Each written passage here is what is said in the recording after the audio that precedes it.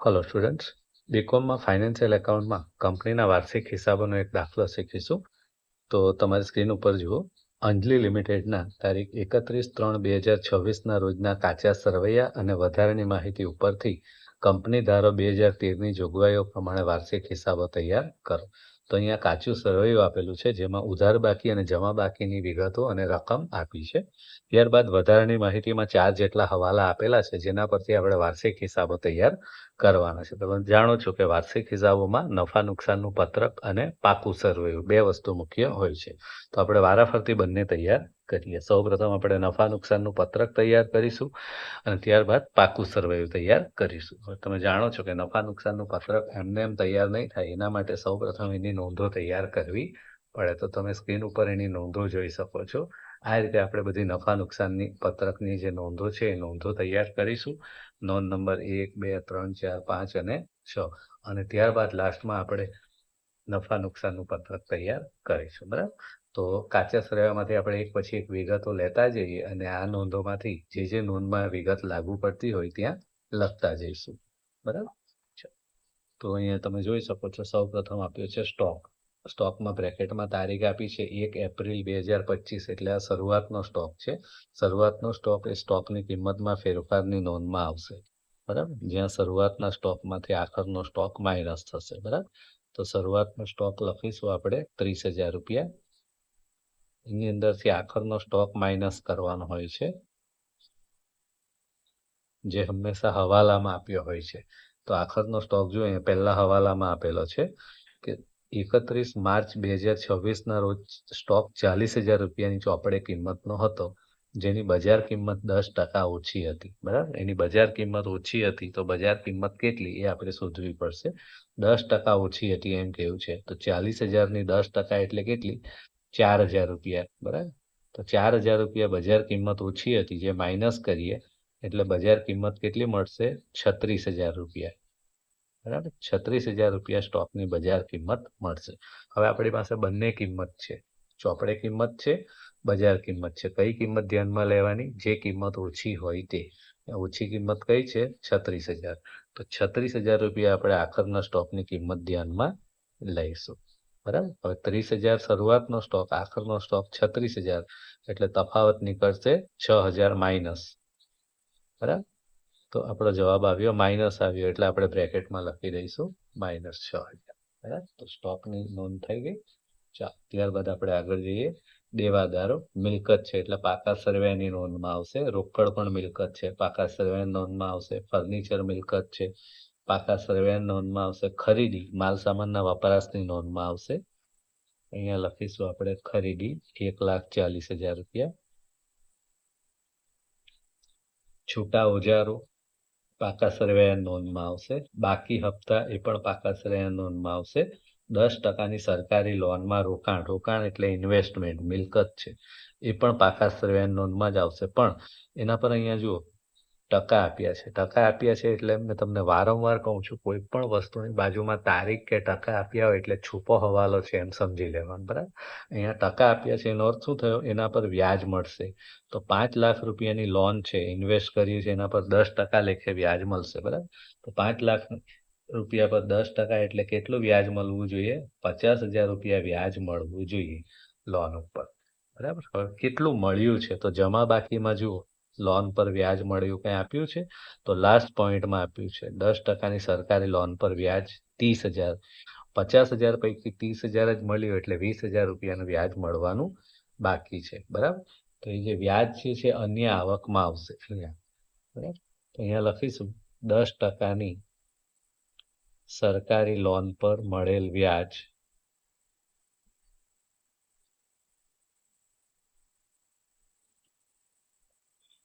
બરાબર. આ જે છે વ્યાજ કેટલું મળ્યું? 30,000. પણ આપણી ગણતરી શું કહી છે? વ્યાજ કેટલું મળવું જોઈએ? 50,000. એનો અર્થ કે 20,000 રૂપિયા વ્યાજ મળવાનું બાકી છે. તો લખીશું 10%ની સરકારી લોન પર મળવાનું બાકી વ્યાજ 20,000 રૂપિયા. અને આ રીતે લોનની કુલ રકમ થશે 50,000 રૂપિયા. બરાબર. ચાલો, તો લોનનો મુદ્દો પૂરો થયો. વીજળી ખર્ચ જે છે એ ખર્ચની જે અન્ય ખર્ચાની જે નોંધ છે એની અંદર લખીશું 15,000 રૂપિયા.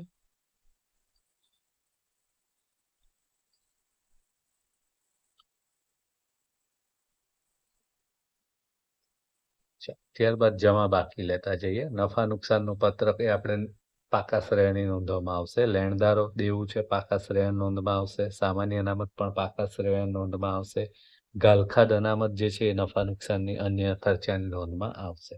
તો ગાલખાદની તમે જાણો છો 4 એન્ટ્રીઓ આવે છે. આપણે મોટે ભાગે દરેક દાખલાઓમાં હોય જ છે. ગાલખાદ કાચા સરવૈયાની વત્તા ગાલખાદ હવાલાની વત્તા ગાલખાદ અનામત હવાલાની, આ ત્રણનો સરવાળો કરીને જે રકમ આવે એમાંથી ગાલખાદ અનામત કાચા સરવૈયાની બાદ કરવાની હોય છે. આ રીતે હોય છે. તો સૌ પ્રથમ ગાલખાદ કાચા સરવૈયાની, તો ઉધાર બાકીમાં કોઈ ગાલખાદ આપી નથી એટલે એમાં રકમ નથી. ગાલખાદ અનામત કાચા સરવૈયાની જે અહીંયા આપી છે 10,000 રૂપિયા. આ રીતે. ત્યારબાદ ગાલખાદ હવાલામાં જે ગાલખાદ આપી હોય તો અંદર હવાલામાં સૂચના આપી છે. ત્રીજા હવાલામાં જુઓ, દેવાદારો પૈકી 2,000 રૂપિયા ડૂબેલા છે એટલે ગાલખાદ પડી કહેવાય. તો એ ગાલખાદ હવાલાની કહેવાશે 2,000 રૂપિયા. બાકીના દેવાદારો પર 5% ગાલખાદ અનામત રાખવાની છે. બાકીના કેટલા દેવાદાર રહ્યા? તો દેવાદારોમાંથી પહેલા 2,000 જે ડૂબેલા છે એ માઇનસ કરી નાખવા. બરાબર. તો સૌ પ્રથમ દેવાદારોની રકમ શોધી આપણે અહીં જોઈ શકો છો 1,02,000 રૂપિયાના દેવાદારો છે. બરાબર. તો 1,02,000 રૂપિયાના કુલ દેવાદારો છે. હવાલામાં કહ્યું એ પ્રમાણે સૌ પ્રથમ તો 2,000 રૂપિયા ડૂબેલા છે એટલે એને ગાલખાદ કહેવાશે. કઈ ગાલખાદ? હવાલાની. તો એ માઇનસ કરો એટલે દેવાદારની રકમ કેટલી વધે? 1 લાખ. ગાલખાદ અનામત જે રાખવાની છે આ 1 લાખ ઉપર રાખવાની છે. બરાબર. બાકીના દેવાદારો એટલે 1 લાખ, એના પર 5% ગાલખાદ અનામત રાખવાની છે. તો 1 લાખના 5% એટલે કેટલા? 5,000. 5,000 રૂપિયા જે છે એ ગાલખાદ અનામત હવાલાની કહેવાશે, જે આપણે અહીંયા લખીશું 5,000. બરાબર. હવે 3 નો સરવાળો એટલે 7,000 થશે. એમાંથી 10,000 માઇનસ કરીએ. 7,000 માઇનસ 10,000 એટલે માઇનસમાં જવાબ આવશે 3,000 રૂપિયા, જેને આપણે બહાર કાઢીશું. ચાલો, તો ગાલખાદનો મુદ્દો પૂરો થયો. દેવી હુંડી દેવું છે એટલે પાકા સરવૈયાની નોંધમાં આવશે. વેચાણ ધંધાકીય પ્રવૃત્તિમાંથી આવકમાં આવશે. નોંધ નંબર 1માં અહીંયા લખીશું વેચાણ 4,40,000 રૂપિયા. ઇક્વિટી શેર મૂડી પાકા શ્રેયની નોંધમાં આવશે. પ્રોવિડન્ટ ફંડ પાકા શ્રેયની નોંધમાં આવશે. પેન્શન ફંડ પાકા શ્રેયની નોંધમાં આવશે. શેર જપ્તી ખાતું પણ પાકા શ્રેયની નોંધમાં આવશે. લોનનું વ્યાજ આપણે મુદ્દો લઈ લીધો છે. બધી વિગતો આપણે લઈ લીધી ઉધાર અને જમા બાકીની. હવે હવાલા જોઈ લેવાના છે કે જેમાંથી આ નોંધોમાં નફા નુકસાનને અસર કરે એવી કોઈ એન્ટ્રી છે ખરી? તો સ્ટોક આપણે લઈ લીધો છે. ઘસારો ગણવા કહેવો છે તો ઘસારાની આપણે નોંધ બનાવી છે. બરાબર. જો અહીંયા નોંધ નંબર 5. શાના પર ઘસારો ગણવાનો છે? ફર્નિચર પર. તો અહીંયા લખીશું ફર્નિચર પર ઘસારો કેટલા રૂપિયા છે? 10%. તો ફર્નિચરની જે કિંમત છે 1,60,000 એના 10% એટલે કેટલા થશે? 16,000 રૂપિયા. બરાબર. જાહેરાત ખર્ચ 18,000 રૂપિયા ચૂકવવાનો બાકી છે. ચૂકવ્યો નથી પણ ખર્ચ તો છે એટલે અન્ય ખર્ચની નોંધમાં આવશે.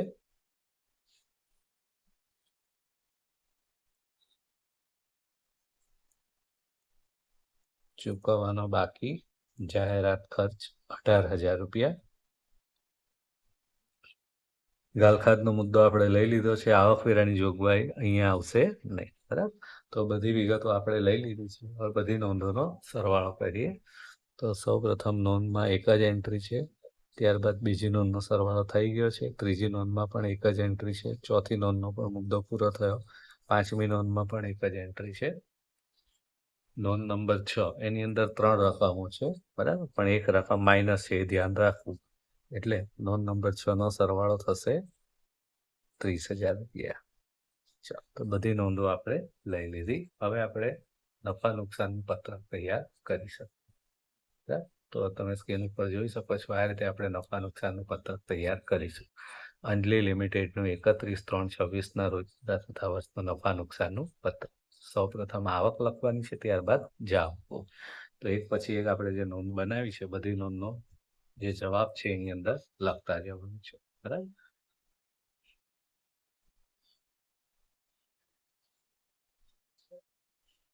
સૌ પ્રથમ છે ધંધાકીય પ્રવૃત્તિમાંથી આવક નોંધ નંબર 1 4,40,000 રૂપિયા.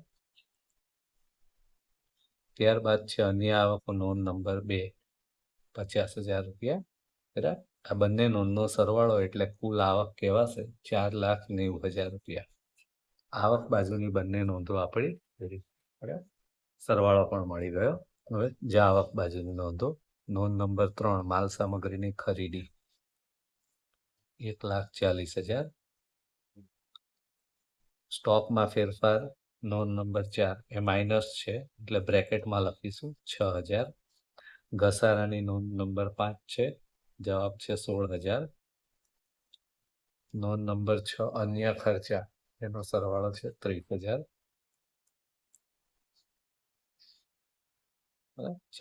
હવે જાવક બાજુ છે 4 નોંધો આવી, 4નો સરવાળો કરીએ પણ આ માઇનસ છે. બરાબર. તો એ માઇનસ કરીશું. કુલ જાવક થાય છે 1,80,000.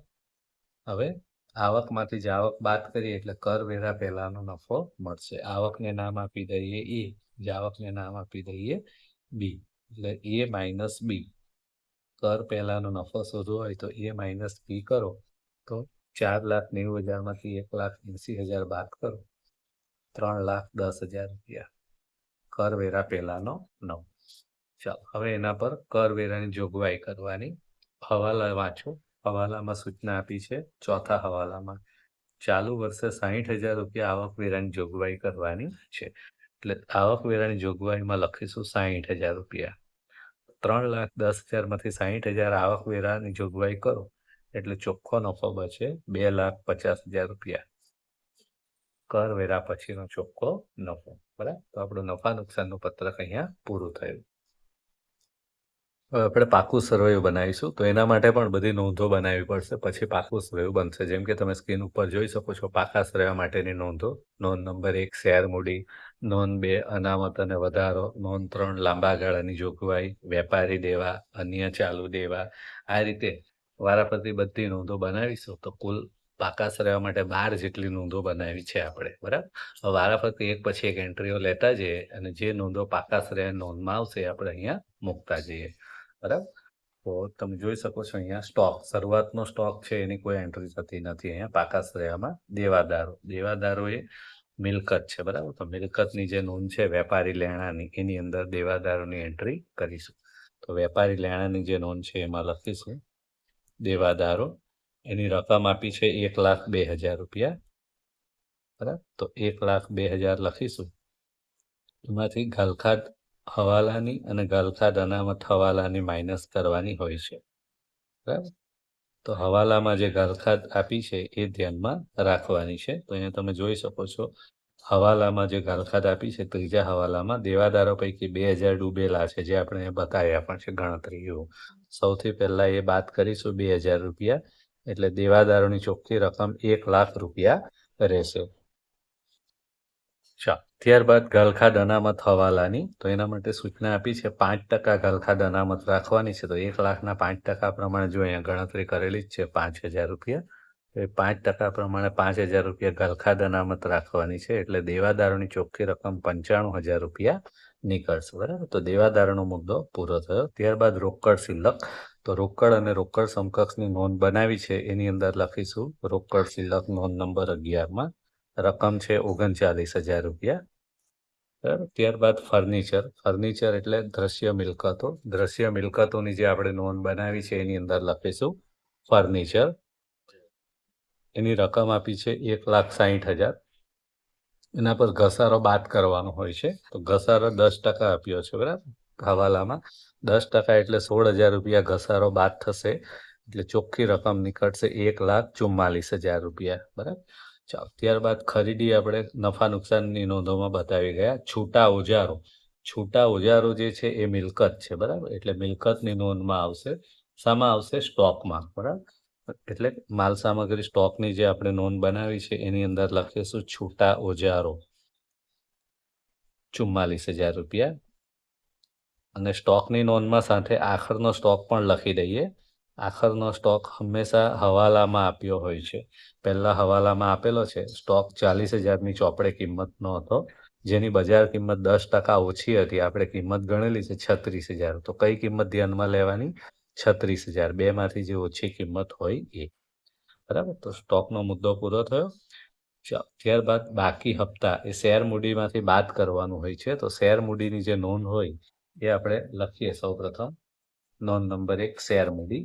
તો જમા બાકીમાં શેર મૂડી આપી હશે, શોધી નાખો. ઇક્વિટી શેર મૂડી જુઓ, તમે સ્ક્રીન ઉપર જોઈ શકો છો, 2,60,000. સૌપ્રથમ લખીશું ઇક્વિટી શેર મૂડી અને એની રકમ લખીશું 2,60,000 રૂપિયા, બરાબર. એમાંથી આ જે બાકી હપ્તા છે એ બાદ કરવાના હોય છે. તો માઇનસ બાકી હપ્તા 20,000 રૂપિયા, બરાબર. તો 2,60,000ની શેર મૂડીમાંથી 20,000ના બાકી હપ્તા બાદ કરો એટલે કેટલા વધે? 2,40,000, બરાબર. ચાલો, તો એ મુદ્દો પૂરો થયો. 10%ની સરકારી લોનમાં રોકાણ. અહીંયા લોન છે પણ દેવું નથી, ઉધાર બાકી છે. જુઓ, જમા બાકી હોય તો દેવું કહેવાય, ઉધાર બાકી છે એટલે મિલકત છે, એટલે આપણે રોકાણોમાં આવશે, બરાબર. મિલકતની જે નોંધ છે લાંબા ગાળાના રોકાણો, એની અંદર આ વસ્તુ બતાવીશું. 10%ની સરકારી લોનમાં રોકાણ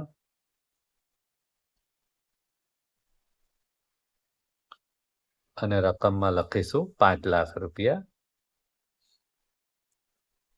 ત્યારબાદ વીજળી ખર્ચ જે છે એ આપણે નફા નુકસાનની નોંધોમાં ખર્ચમાં બતાવી ગયા, એટલે પાકા સરેની નોંધમાં આવશે નહીં. ત્યારબાદ જમા બાકીમાં જોતા જઈએ. નફા નુકસાનનું પત્રક, તો એ નોંધ નંબર 2 અનામત અને વધારો હોય એની અંદર આવશે. અનામત અને વધારામાં લખીશું નફા નુકસાનનું પત્રક. તારીખ આપી છે 1/4/25, એટલે શરૂઆતની બાકી કહેવાશે, બરાબર. શરૂઆતની બાકીમાં રકમ લખી દઈએ 1,50,000. એટલે કે વર્ષની શરૂઆતમાં આટલો નફો હતો, તો એની અંદર ચાલુ વર્ષનો ચોખ્ખો નફો ઉમેરવાનો થાય છે. તો લખીએ પ્લસ ચાલુ વર્ષનો ચોખ્ખો નફો.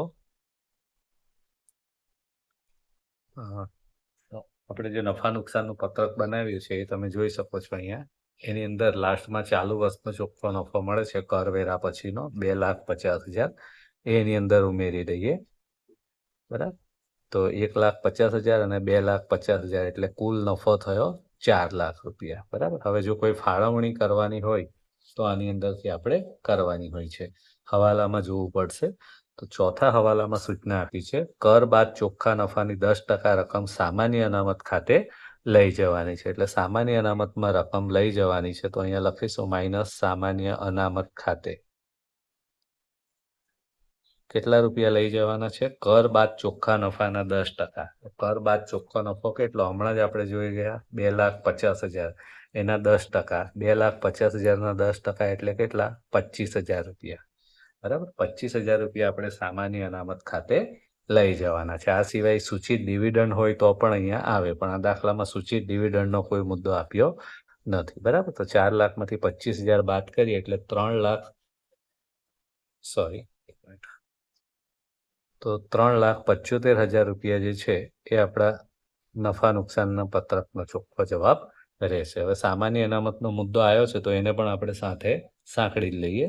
તો અહીંયા લખીશું સામાન્ય અનામત શરૂઆતની બાકી.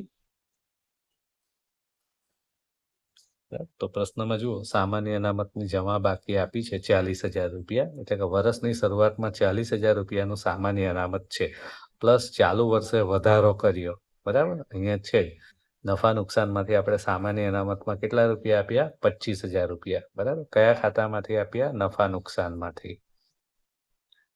તો 25,000 રૂપિયા સામાન્ય અનામતમાં આપ્યા, એટલે સામાન્ય અનામતની રકમ હવે વધી જવાની, એટલે સામાન્ય અનામતની રકમ હવે થઈ જશે 65,000, બરાબર. તો આ રીતે સામાન્ય અનામતનો મુદ્દો પણ સોલ્વ થઈ ગયો.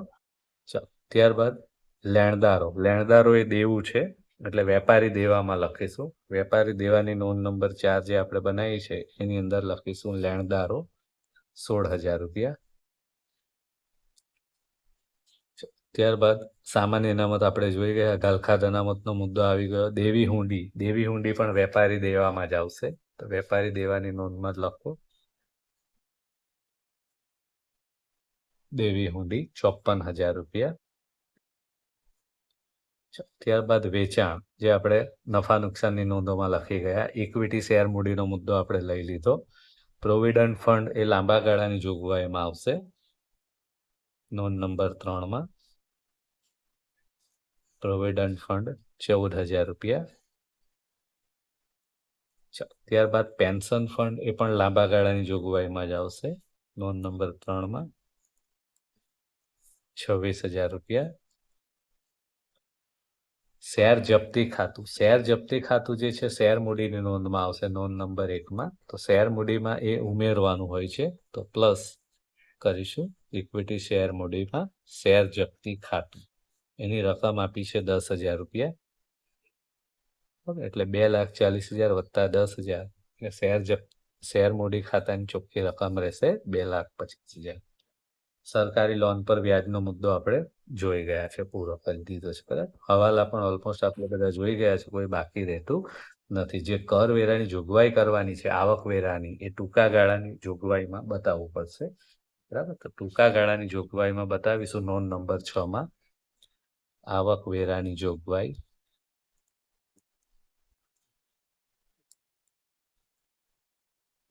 60,000 રૂપિયા. આ સિવાય હવાલા જોઈ લેવાના છે, કોઈ એન્ટ્રી બાકી તો નથી રહી જતી ને. તો આખર સ્ટોક આપણે લઈ લીધો, ઘસારો ગણી લીધો. જાહેરાત ખર્ચ ચૂકવવાનો બાકી છે, અન્ય ચાલુ દેવામાં બતાવવું પડશે. તો અન્ય ચાલુ દેવા જે છે આપણે નોંધ નંબર 5 એની અંદર બતાવીશું ચૂકવવાનો બાકી જાહેરાત ખર્ચ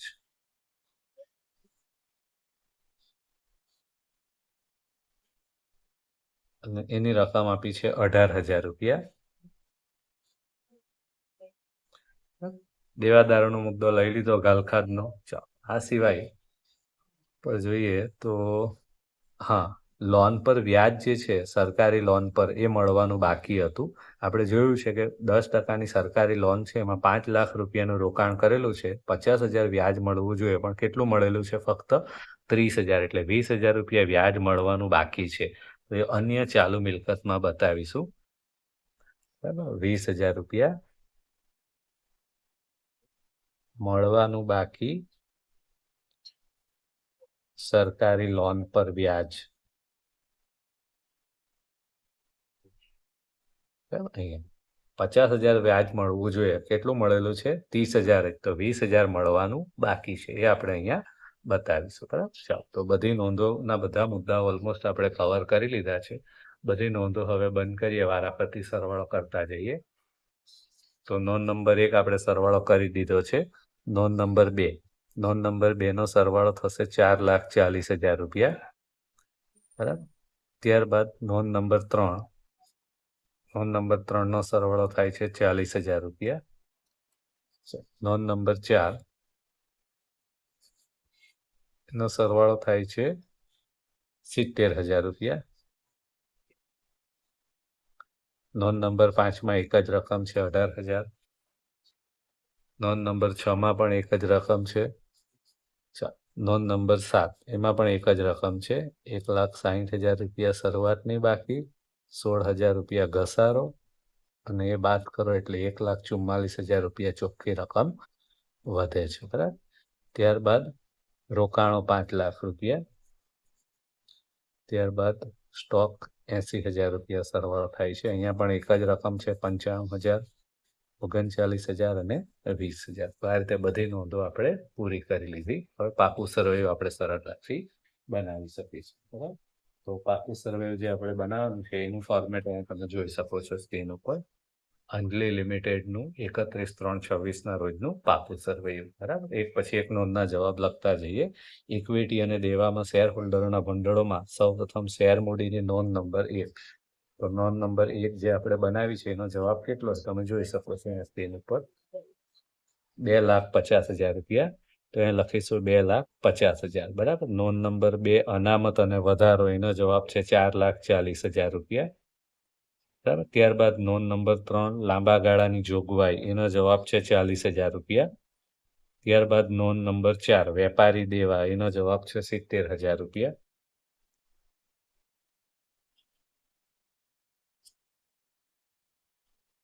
ત્યારબાદ નોંધ નંબર 5 અન્ય ચાલુ દેવા, એનો જવાબ છે 18,000 રૂપિયા. ત્યારબાદ નોંધ નંબર 6 ટૂંકા ગાળાની જોગવાઈઓ, એનો જવાબ છે 60,000 રૂપિયા. બરાબર. તો ઇક્વિટી તરફની બધી નોંધો પૂરી થઈ. બધી નોંધોનો આપણે સરવાળો કરીએ તો જવાબ આવે છે 8,78,000 રૂપિયા. બરાબર. હવે મિલકત બાજુની નોંધો. તો સૌપ્રથમ દ્રશ્ય મિલકતોથી શરૂ કરીએ. 7 નંબરની નોંધ છે 1,44,000 રૂપિયા. ત્યારબાદ લાંબા ગાળાના રોકાણો, નોંધ નંબર 8 5 લાખ રૂપિયા. ત્યારબાદ માલ સામગ્રીનો સ્ટોક, નોંધ નંબર 9, એનો જવાબ છે 80,000 રૂપિયા. ત્યારબાદ નોંધ નંબર 10 વેપારી લેણા, 95,000 રૂપિયા. ત્યારબાદ નોંધ નંબર 11 રોકડ અને રોકડ સમકક્ષ, 39,000 રૂપિયા. ત્યારબાદ નોંધ નંબર 12 અન્ય ચાલુ મિલકતો, અન્ય ચાલુ મિલકતો 20,000 છે. તો બધી મિલકતોની નોંધ થઈ ગઈ. બધાનો સરવાળો કરીએ તો મિલકતો બાજુનો પણ કુલ સરવાળો 8,78,000 રૂપિયા થઈ રહે છે. બરાબર. તો આ રીતે આપણું પાકું સર્વે જે છે